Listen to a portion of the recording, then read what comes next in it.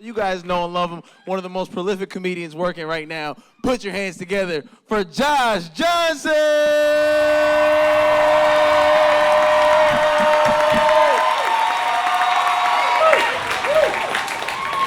It's funny how sometimes people like enter your life without you ever meeting them. Like you don't get to know them, but you hear stories about this person through the people that you know or a friend of a friend, but then they just keep coming up and you feel like they're in your life, even though you've never met them. You wouldn't know them on the street if you saw them, right? There was a guy like that for me named Marty. I never met Marty. Wouldn't have been able to track him down if you gave me a 23andMe and a genealogy test or something like that. I knew Marty through stories, because Marty had an interesting life. This dude spent a bunch of time in France. He was American born, lived in France for a long time, learned French super fluently, and apparently he told one of his friends, this is how I heard the story, that he dreamed in French. Like he spoke English, obviously, and he lived in the States again, but his dreams would just be full of people speaking French at different points and stuff. And it came up because here in the US, he met someone and they fell in love, but she was French. So went all the way to France, didn't meet anybody. Came back here, met a French woman, right? And there was a day where Marty, he basically, in a nutshell, forgot his girlfriend's birthday. It was their first year together, so we're still like been dating some months, but hanging out all the time and everything. I said, my birthday, you're supposed to remember, that's part of the relationship quiz. And it kept seeming like maybe there was a surprise waiting or he was pretending to have forgotten or something. And then he went and took a nap. Yeah, not only did you forget my birthday, you napping in my face. And then I guess when she realized that he genuinely did forget, she woke him up, and she woke him up mad. And when she was mad, she'd go straight to French, right? Because she'd be so mad she wasn't putting it in English for him. And so he woke up to his girlfriend yelling at him in French. So he thought he was still dreaming. So wakes him up. Can't believe you forget my birthday. What's wrong with you? Are you out of your mind? You over here playing in my face all day? All in French. I'm paraphrasing. And then he was squinting, real tired, and was looking up at her and just wonders, I guess, to himself, am I having a dream right now? And so he casually, while she's yelling at him, puts his finger in her mouth.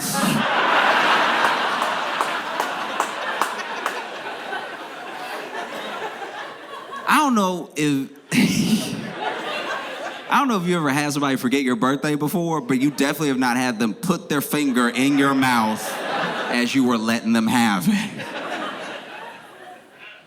And there was like felt like dozen funny stories like that about Marty. Marty was an interesting dude, and he just moved in different circles than me. Never met Marty or anything.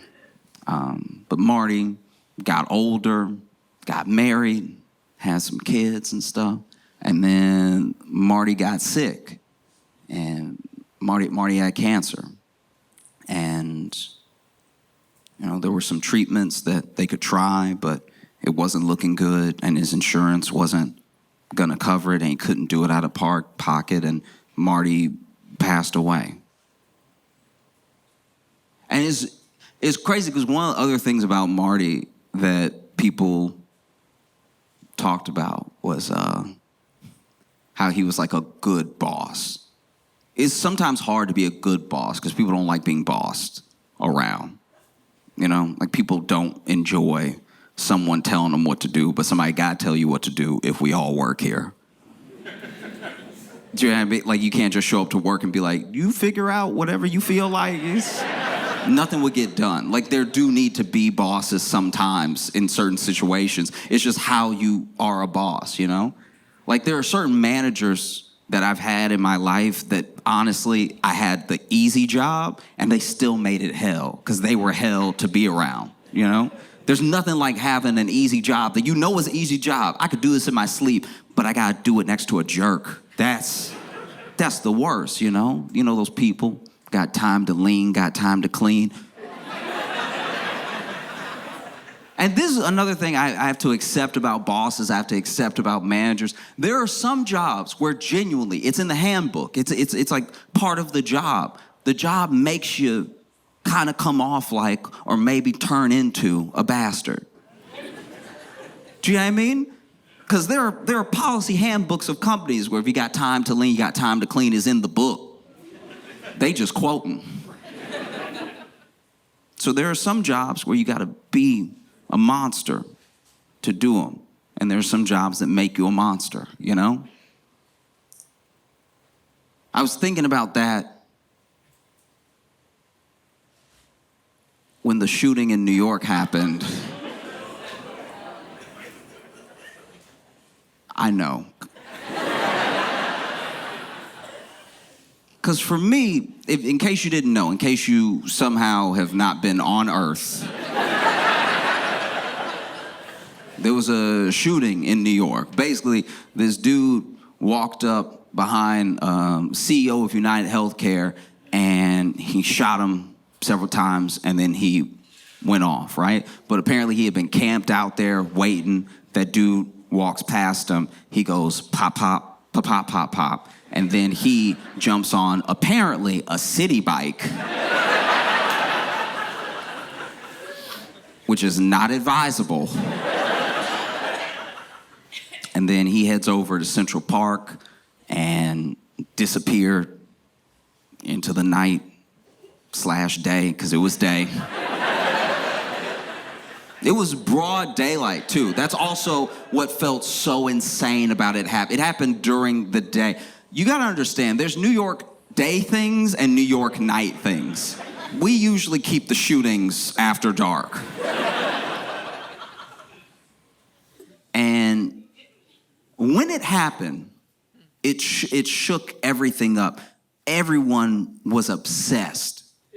The news was obsessed. The news was obsessed when it happened. The news was like, finally, we have something to talk about that's not Trump. Oh, wow.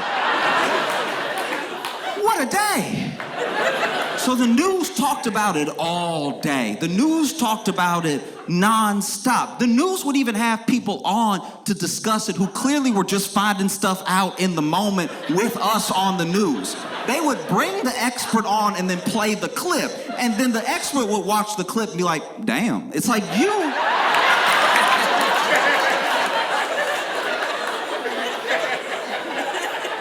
you were supposed to know, sir. That's why you're on the news. The news was absolutely obsessed, right? The news even did a thing that I've never seen before that I very much resented, because I'm just gonna be honest with you. This entire time, I'm just gonna be telling you how I feel. I'm not gonna tell you how to feel. I'm not gonna judge how anyone feels. I'm just talking about myself, right? When I saw it happen, when I saw that video footage that they played, when I saw that dude walk up and pull out a gun and point it at that CEO, I thought to myself, thank God those are white hands.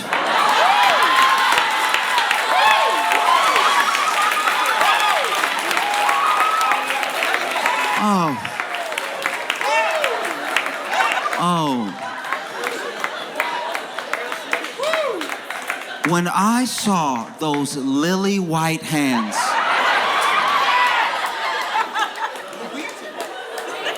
when I saw those pearly white hands, I thought to myself, what a white sight. What a beautiful white thing to happen that does not have anything to do with me, that should not blow back on me at all. What a white moment in America.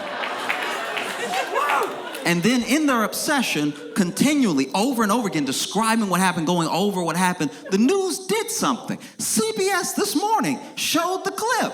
They showed this man walk up, pull out the gun, and they said on CBS in the morning, a light-skinned man.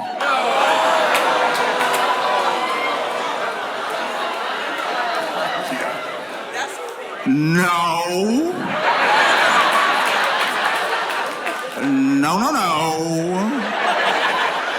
No. Light skin.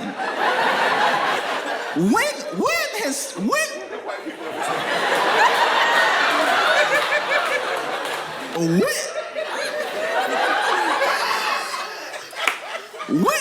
has the news ever said light skin?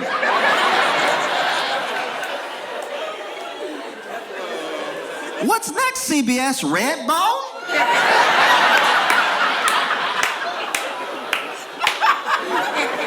Light skin.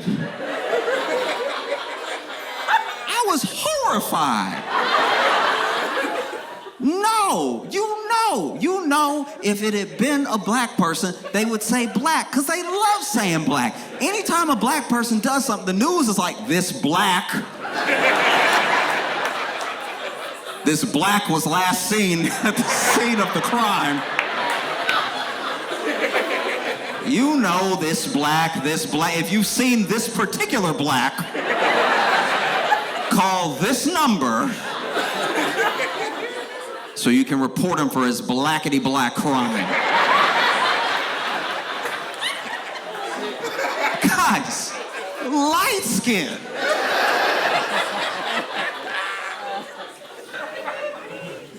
The news was obsessed with it, top to bottom. You could not watch anything else. I'm sure stuff was happening everywhere in the world, but you wouldn't know it. Just kept circling this one block in Manhattan, and people were obsessed with it. Us, were obsessed with it. It's all I heard people talking about. People who I know don't watch the news, people who I know don't really care about current events. Everybody was talking about it. Everybody was debating it on social, online. Everyone was talking about it. People were so obsessed that the backpack that the shooter was wearing sold out.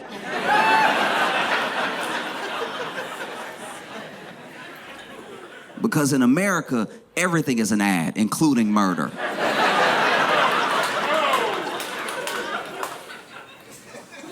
People were so obsessed. You know, like those Timothy Chalamet lookalike contests they've been having in New York? A bunch of white people got together, because they knew he was white. A bunch of white people got together in the park and all dressed like the shooter and had a shooter lookalike contest. And it's been done in comedy before. I understand. It's a joke that's well-worn. White people be like this. Black people be like this. But can I just say,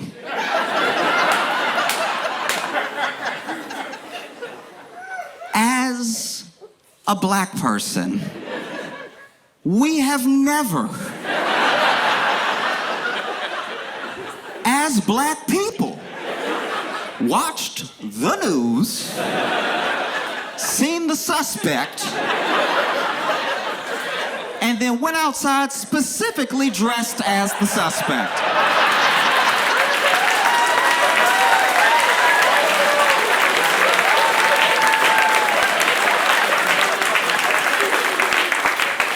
We've never watched the morning, the 8 o'clock, the 10 o'clock, the midnight news and been like, oh, that's a good fit right there. Let me make sure I got it right. A red bandana. Okay, I need a red one. All right. That's just how you can tell being white is a different experience, because these white people racially profiled themselves for fun.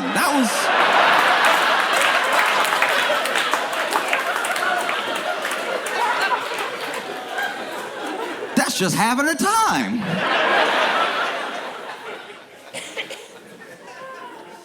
So the news was obsessed, and people were obsessed, and CEOs were obsessed. CEOs were like, what? What happened? Oh my God. Oh my God, are you serious? And they didn't know each other? Kids, he just did that in broad daylight to one of us? CEOs started making moves, man. CEOs of all the healthcare companies started taking down all of their profiles. All of their LinkedIns were just back to factory settings.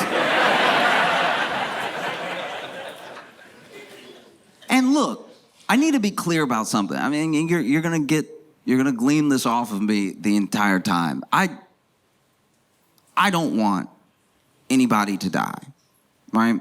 I don't celebrate death in any way, right? But I will say, if you feel in the wake of this thing happening, like you have to scrub all mention of you, all knowledge of your existence off of the internet, then maybe, just maybe, take a look at how you do business, take a look at the person. Do you know what I mean?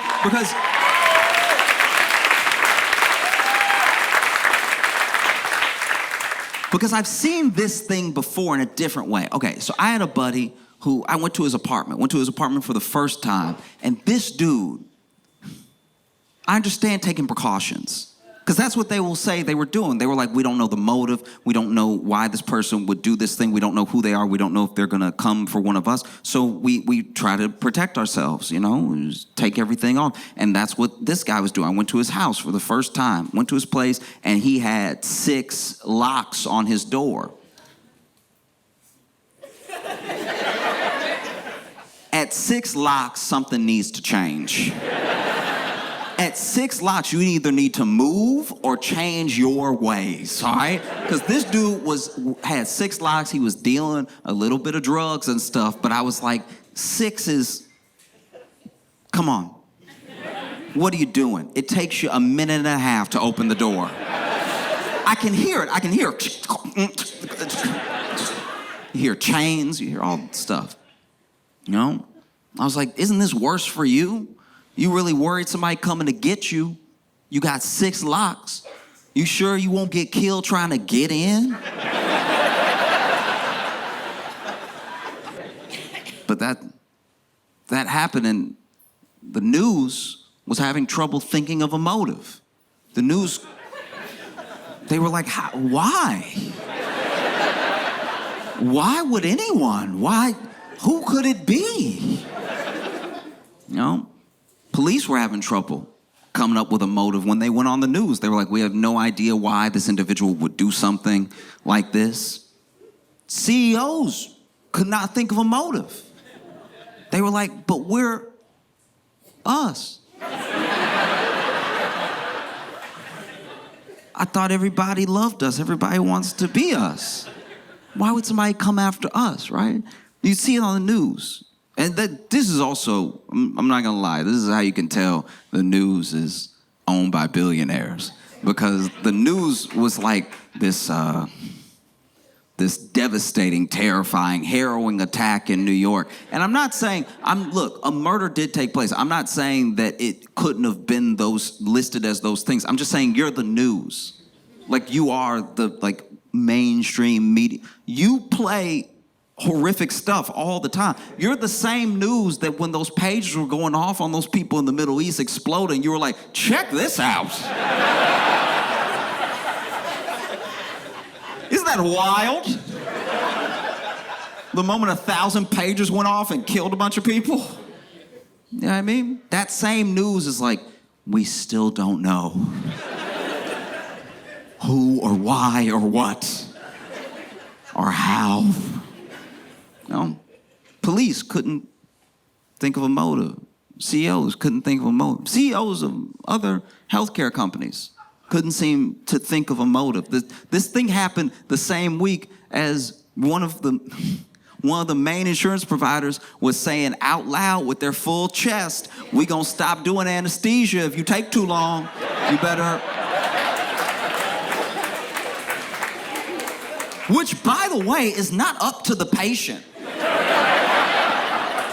That's also one of the most insane things about that new policy they were going to try out. I've never had to administer anesthesia to myself. That's just heroin.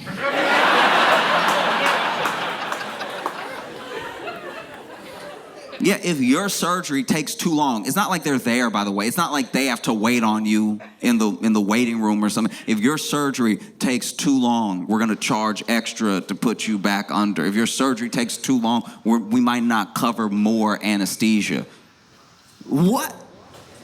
In what world did we think you could pay for health insurance and then you wake up during, who knows, whatever serious surgery you're having, and then your doctor has to be like, hey, do you have like $650?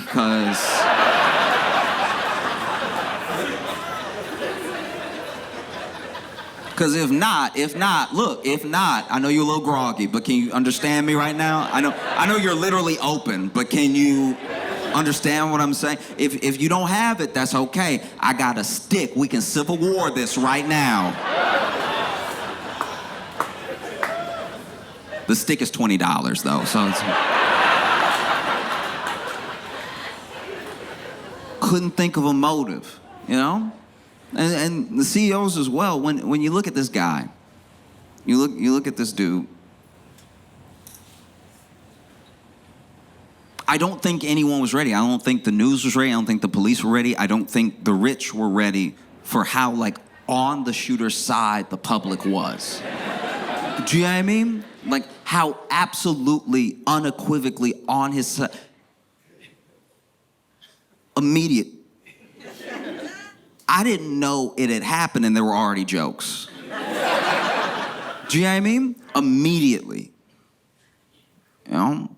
The people, I'm not going to say as a whole, because I'm not going to speak for everybody, but for the most part, were on the shooter's side. They don't know the motive. They don't know why he did this thing, but they were glad that it happened.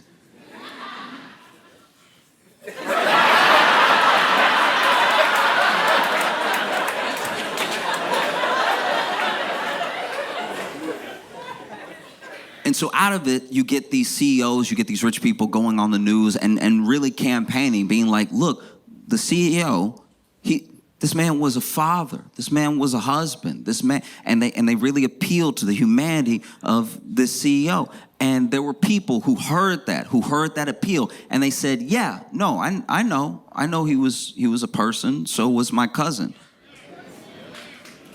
So was my brother, so was my sister, so was my friend. You know what I mean? This man had children. He leaves children behind. This is a senseless death. It did not have to happen. And it's like, yeah, no, I know about I know about avoidable deaths. You know? I'm a customer. I know people who have died these avoidable deaths because it took too long to get their medicine, took too long to get the treatment. Maybe it wasn't covered. Maybe they're on the phone forever. This man was a father. He was a husband. Okay, so was Marty. You know what I mean?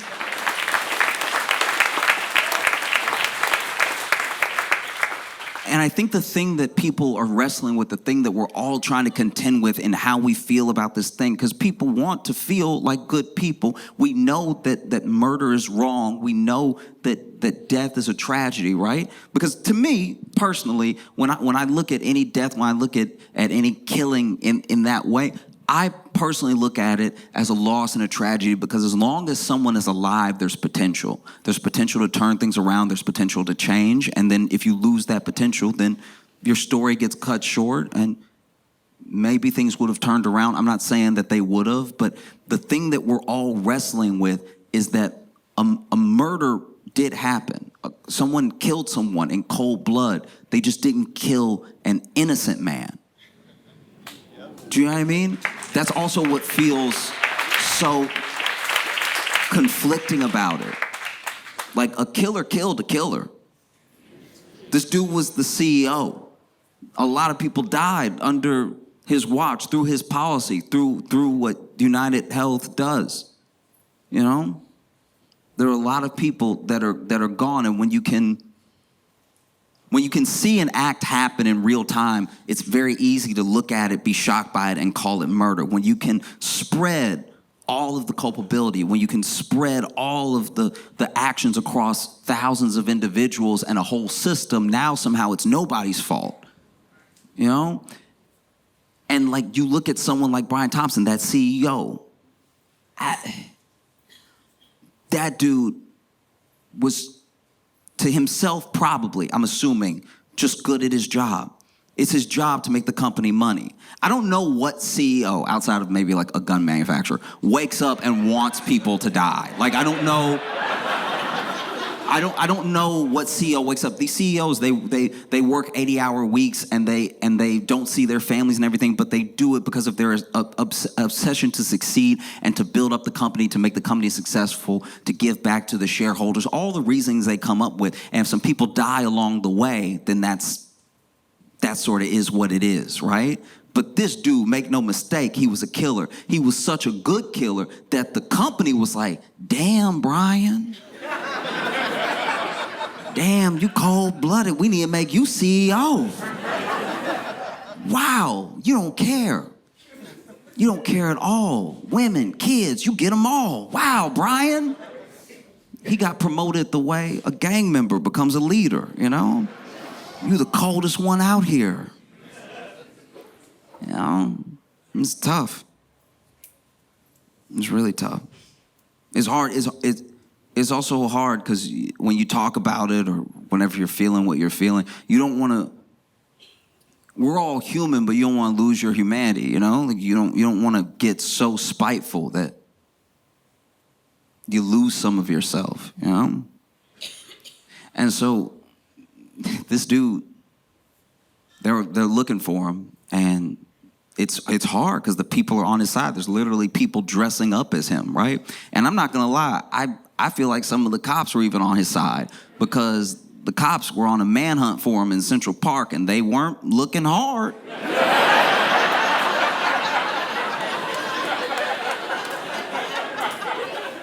Dude, they weren't. Like, did you, if you saw the news and you saw them in Central Park, I've never seen a more lackadaisical hunt in my life.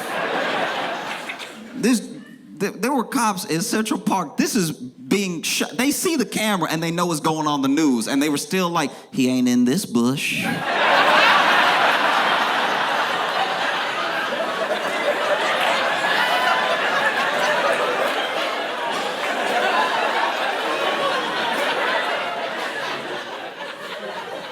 Where else is there to look?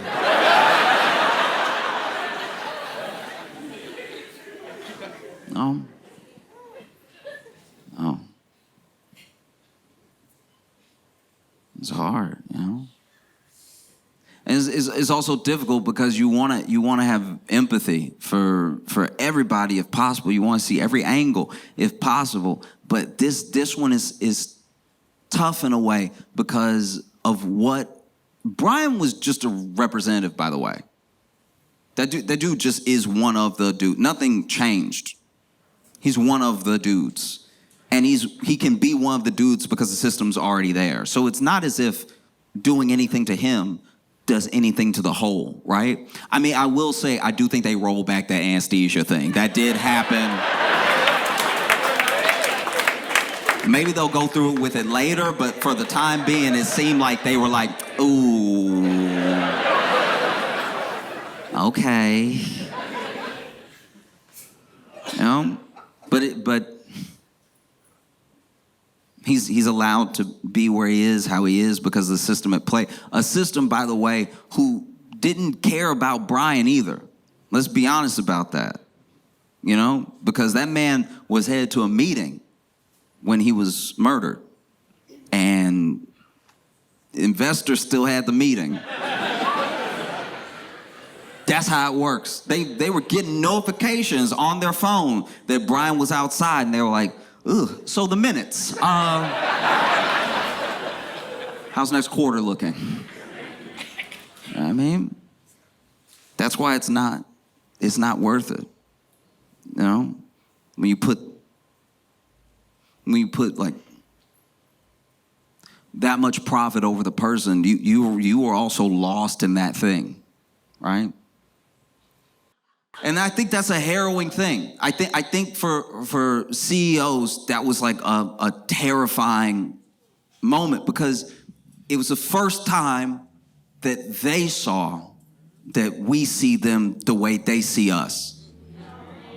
Do you know what I mean? That's gotta be scary. Because for them, make no mistake, for them, we're not clients, we're not consumers, we're not customers, we're not even users. None of the names that they put in their reports, none of the things that they say to their shareholders, we're numbers. We're an account number, we're this thing. Which is why when we go away, when we disappear, when we die, it doesn't really mean anything to them. Because they never really saw us. And then the response to this shooter, this like overwhelming positive response on social, I'm not saying it was everybody, but a lot of people, it was kind of this wake-up call that we don't see them as people either. That's scary. That's a scary place to be in, you know? Because when you would see it on the news and the news described it, let's not mince words. It was a murder. The man was murdered. You know what I mean?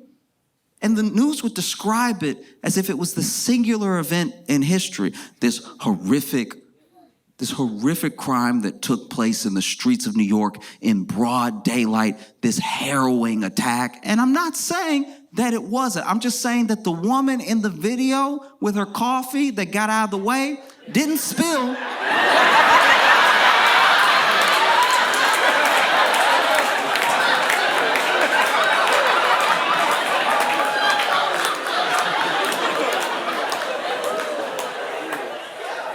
It was one of the most New York things I've ever seen.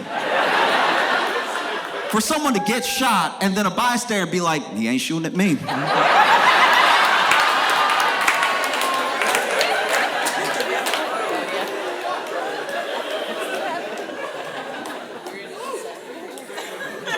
And so then they catch the shooter, right? And when they caught the shooter, I was at a coffee shop. And everyone got a notification on their phone. We weren't all talking to each other. Just you could see everybody was either already on their phone or pulling their phone, but I heard beeps. I heard all the little notification noises. And then in this coffee shop, I'm not even kidding, there was a collective, "Aw."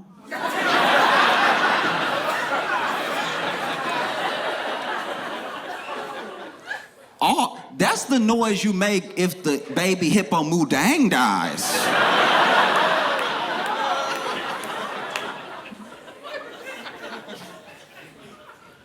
That was wild. Oh, yeah, they caught him in a McDonald's. And there was footage of him on the news later in that McDonald's eating a hash brown.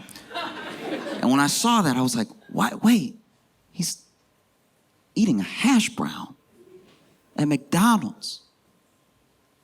He's eating McDonald's hash brown. So it had to be before 10:30.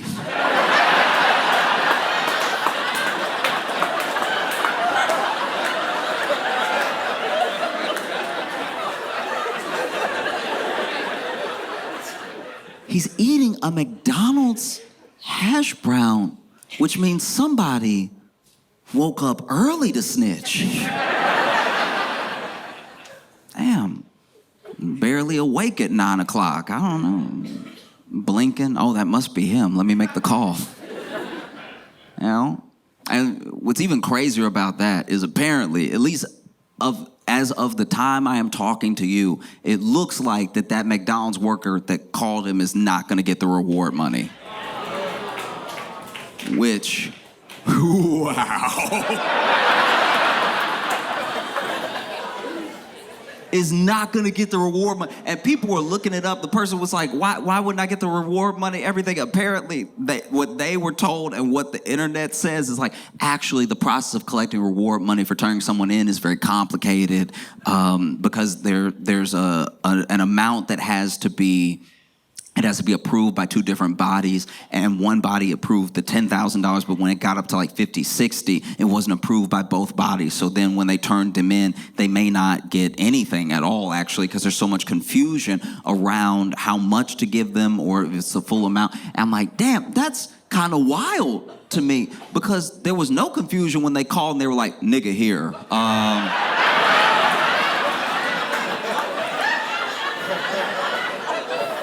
So y'all coming, or? That was very straightforward. There weren't any other things you needed to check before you came and picked them up, you know?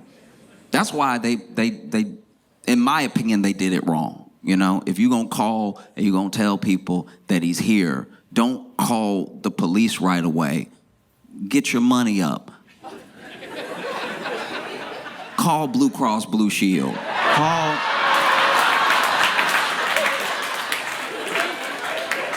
Call Blue Cross Blue Shield and be like, hey, I know you don't know me, but I think I might have eyes on your boy. And we don't know what he gonna do next, so what are you thinking, 50, 60?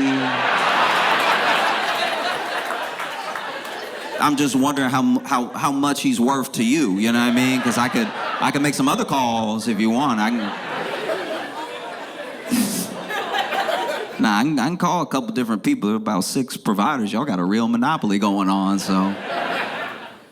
Okay, because he might be here, he might not. Hurry up. It looked like he leaving.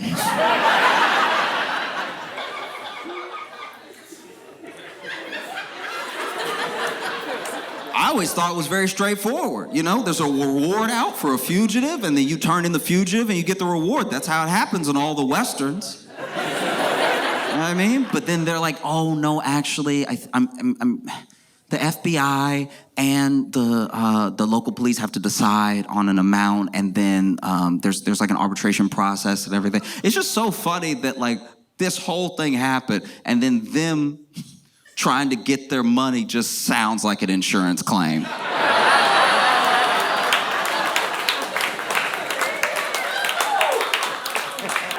You know?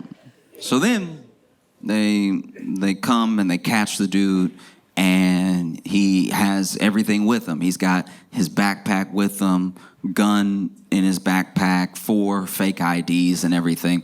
And it's kind of wild because so many people, when the attack first happened, thought this dude must be an assassin. How do you get out of New York? This man was in Manhattan. And he did a shooting, and now no one knows where to find him. In New York, a police state with surveillance everywhere. The man was on an island. And he got off, and they couldn't find him. He must be a genius. And then you find him at 10:02 in McDonald's in Altoona, Pennsylvania, with hash brown crumbs all over his face. And then people went from calling him a genius, like, oh, he's so dumb. He's the dumbest man that's ever lived. Look, I think all this proves is one thing. When you read history and you look back, some of these people, because there have been individuals out there saying, you say he's a killer, I say he's a freedom fighter. There are some people that think he's a revolutionary and everything. Let's just say this. This is proof that even when you read a history book, revolutionaries were just sort of figuring it out as they went. You know what I mean? I'm sure Che Guevara had his days where he was like, y'all, I don't know. Whatever y'all want to do, I guess.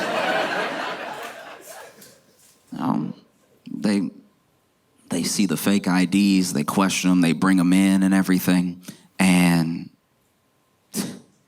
his name is Luigi Mangione or Mangione or Mangione. There's so many different ways I've heard his name pronounced that I'm not positive the name he going by wasn't just one of those fake IDs. Like, that's the most cartoonish name I've heard in years. Luigi Mangione. It sounds like you making fun of an Italian person.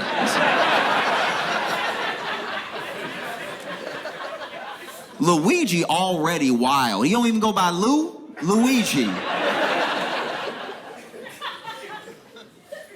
And they put his picture all over the news and everything, and it turns out that he is very good looking. Like, just upsettingly good looking. Almost objectively, in a way. Like, crazy. Everything in its right place and everything's good. Strong eyebrows with a big smile and everything, and just all the pictures. Because you know when the news catch you, when the police catch you, they try to put up some, depending on who you are. This usually happens to black people, but it happens to white people once in a while too, where they try to find the craziest picture they can of you. And I think they tried, but it was tough work because he is a good-looking individual. Every picture looked good. He would just be with model rockets, looking like a model. Like, it was crazy. They take his mug shot, and the mug shot looked like a cologne ad. Like, that's...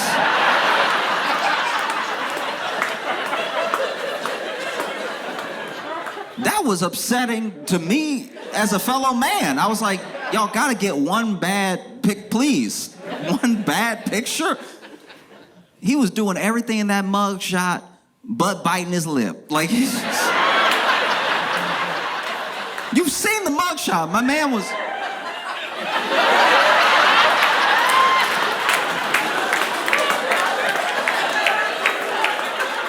Mugshot's supposed to be simple. Mugshot's supposed to be your face and your profile. Your face and your profile. Your height. It's supposed to be very quick and easy, you know? This man was so good looking, they took extra mugshots. There's some that are like a little lower than him, where he looking down, like...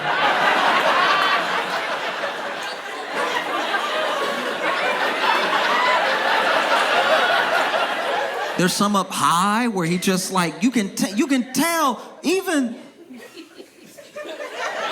the mugshot photographer was like, now do it like you're a bad boy.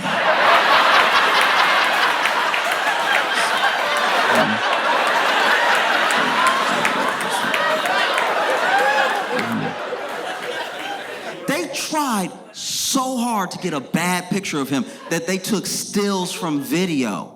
They tried to take stills from video because that usually gets people. You take a still from a video and somebody was blinking weird. Okay, normally people blink with both eyes at the same time. Every once in a while, like let's say you mid-yawn or something, or you're chewing, one eye might close before the other eye. And if you catch me in this moment, I look a little off, something going on with me. And now if you tell people I killed a bunch of people, you're like, I can see it. I can see it on... That's what the other eye is hiding, is secrets. That's why it's closed like that. Okay. They tried... This man was being led to the jailhouse through what looked like a tunnel, and he getting pushed by police through a tunnel, and he's screaming. And they took stills from that, and those still looked good. Good screaming. This man's getting pushed through the tunnel, yelling back at the media, going, ah, like just... I'll show you right now.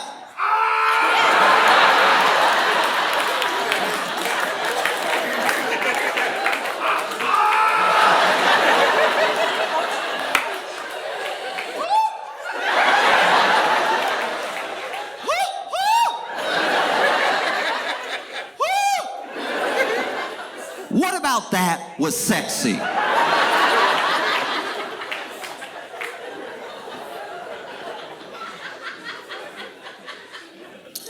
And people already thirst trapping me. We thought Ted Bundy got letters.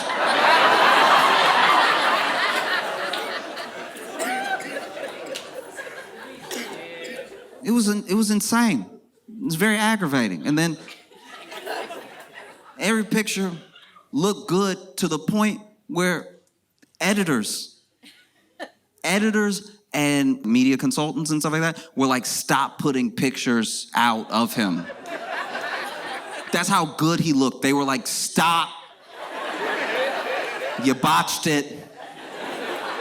don't put out another picture. And you could tell that the newspapers were getting aggravated because these newspapers and these media companies are owned by billionaires who are terrified right now of what's happening. And they see the public lauding this dude as a hero, and they're trying to get at least something. The cops literally had to tase this dude, so he pissed himself, so he took one bad photo. But even in that one, you're like, oh.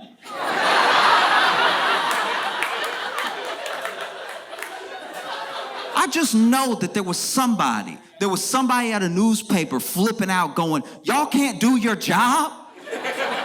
Y'all can't take one bad photo of this man? Everything got to be in focus? You can't even make it blurry?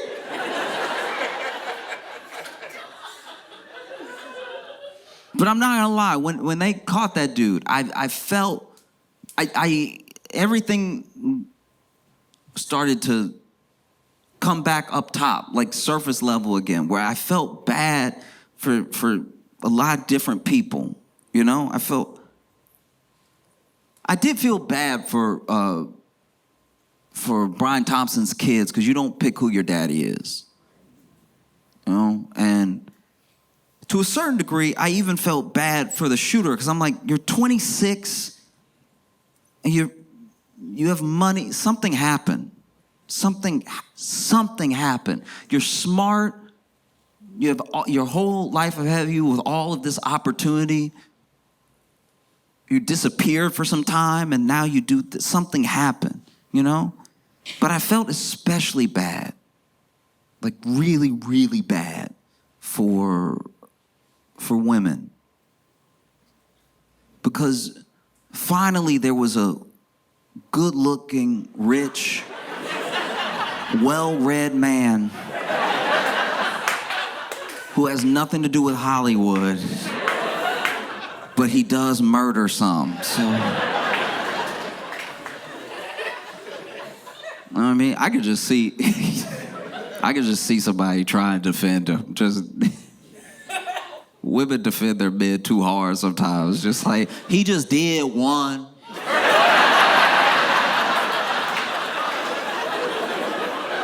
It was just one murder, okay? He can't even murder a little, like. You judging me because my man your man cheat, all right? How about that?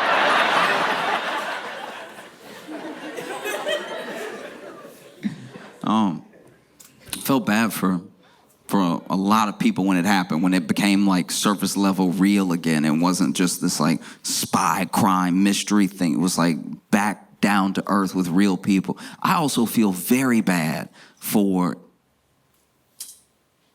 anybody else who got shot that day. It's New York. A lot of people get shot in New York every day. Imagine you get shot in New York. Ow, they got me, right? And you holding it. And let's say you're an artist. So you actually do your own police sketch of your shooter. And then you hobble your way over to the police station and you put in front, like, look, that's exactly what he looked like. I had a lot of time to draw it. Can you go looking? And then the police look at you and be like, sorry, this other thing's sort of an all hands on deck. You know? But yeah, it's tough. It's tough because, you know, there was even a lot of talk about which CEOs in this whole thing were safe. Do you know what I mean? Because like healthcare CEOs were on high alert, but I'm not gonna lie, you know, Luigi, he went to Starbucks and then he did that murder and then he hopped on a city bike and he left New York and everything. If you the CEO of Starbucks, you gotta be like, oh, thank goodness.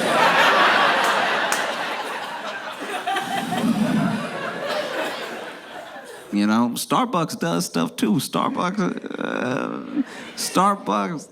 they love that labor. They love that cheap labor. So for you to go to Starbucks before you take out a CEO, I'm not gonna lie, you might as well shot that man with an iPhone. Like, what are you doing? And then he gets found at a McDonald's. I'm sure the CEO of McDonald's is like, oh, thank God, okay. I was always good, yes. You know, CEOs are freaking out, across the board. Who would have thought? Who would have thought CEOs were family? Do you know what I mean? Like, and let's be clear about something. Don't mistake the different CEOs that commented on this, the ones that stayed scared, the ones that appealed to a different way of doing things while they keep doing everything the same way. Don't mistake their self-preservation for empathy. Right? Because those CEOs, they know. And it's not even as if people hated people because they were rich. They hated a system that destroyed people's lives, Because Luigi is rich. Luigi is so rich. When I found out how rich he was, that's so rich. The dude's family owns 2 country clubs. Look. Why do you think I came?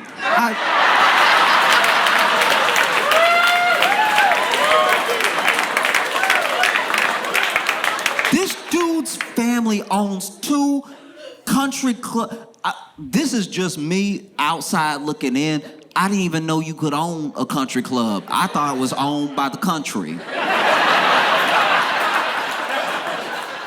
I had no idea, because usually people don't put their name on the country club they own. It's not like it's Rick's Country Club. Like, that's crazy that Luigi's family had more money than the CEO, but then the CEO comes from like humble beginnings and has more money than Luigi does personally. And so it became this whole thing where some people started turning on Luigi and then rooting for the CEO. It was odd because people got too wrapped up in the money. But for me, it's not the money specifically. It wasn't about who's rich and who has more money than who. It was about a system that destroys people's lives, It was about the fact that some jobs make you a monster and there are some jobs you have to be a monster to do. You know what I mean? And so for me, I don't even care that Luigi is rich, because the people, right? The people that love that it happened, the people that didn't care that it happened, the people that just wanted some taste of revenge for how healthcare and health insurance has destroyed their life. We use healthcare and health insurance interchangeably, but I think you know what I mean, how these insurance companies take the good work of doctors, the good work of nurses, and they make it so it's inaccessible, And I think that the CEOs were scared, but let's be honest, not all CEOs were scared. I'm pretty sure the CEO of Ben and Jerry slept pretty good this entire time. Nobody was calling for all the CEOs. Nobody wanted to get Ben or Jerry. We were both very happy with those individuals. You also have a year where whistleblowers who try to stand up to power, and a system, not just like one person, right? Because that's what I think a lot of CEOs don't understand, and why a lot of news media didn't understand about how the people feel, is that there were people who tried to do things the right way. They whistle-blew, hey, this company is doing this thing. It's either putting your life in danger or it's stealing from you. And then all of a sudden, 2024 seemed to be the year of whistleblowers turning up dead. You know what I mean? Look at the Boeing whistleblower. That dude turns up dead when he's supposed to testify in the thing he already risked his life to do, and you're telling me he just mysteriously died in the parking lot of his hotel room that nobody knew he was staying at? Come on now. Come on. And then my man is blowing the whistle on a bunch of stuff we already know. He's like, the door gonna fly off. We heard.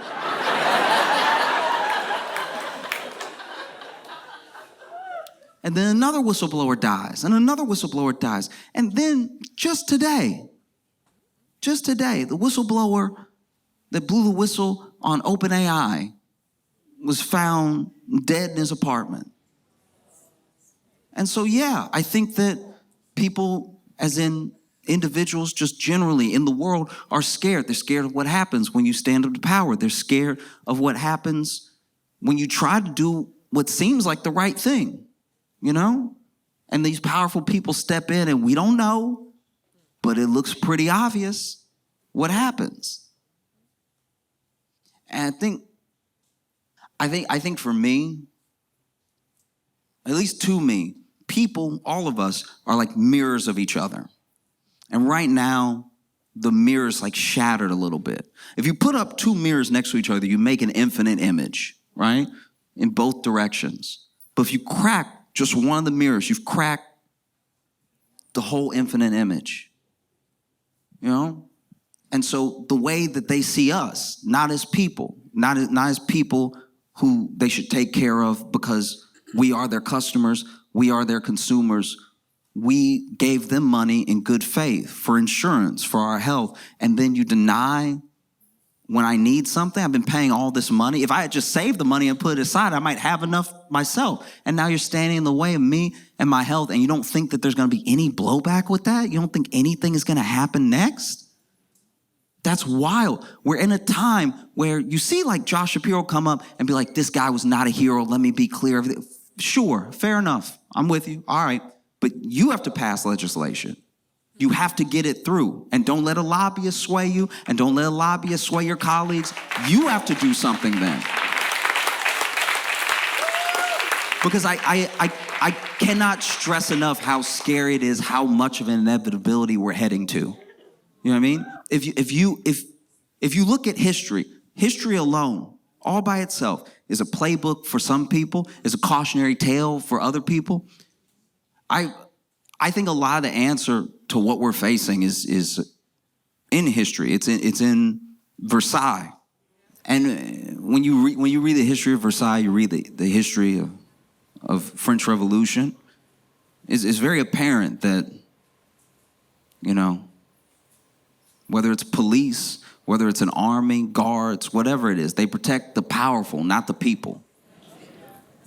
You know, and the only reason that the people won in the French Revolution, in my opinion, is because the army's guns took like a Seinfeld episode to reload. Like, say, yeah, you can probably get them up out of there real quick.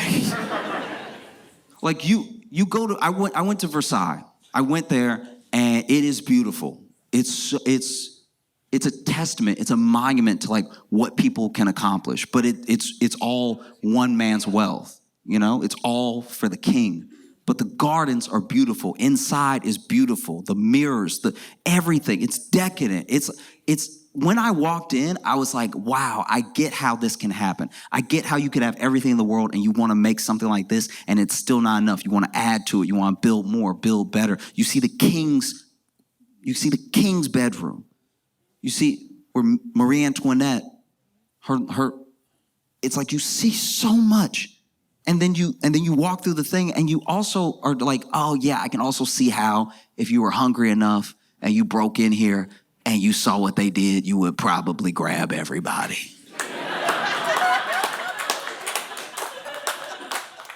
It doesn't make it right, but France was headed towards an inevitability. You know what I mean? And if you get on TV and you say, this is wrong, this is absolutely wrong, okay, I agree with you. But what are you going to do now? What's the plan? Like, politicians cannot afford to do nothing. CEOs cannot afford to do nothing. And the people cannot afford to do nothing. And if the last part scares you, you might be on the wrong side of history, you know? But that's a tough thing, too, because now there's a lot of people saying, like, all right, you got them, but good luck finding a jury. Good luck finding a jury that wasn't hurt by Brian Thompson. Yeah, that's a tough one. Because now, to me, all Luigi has to do is show up in court and be like, y'all, I tried to call and tell them I was crazy, but they kept me on hold for so long.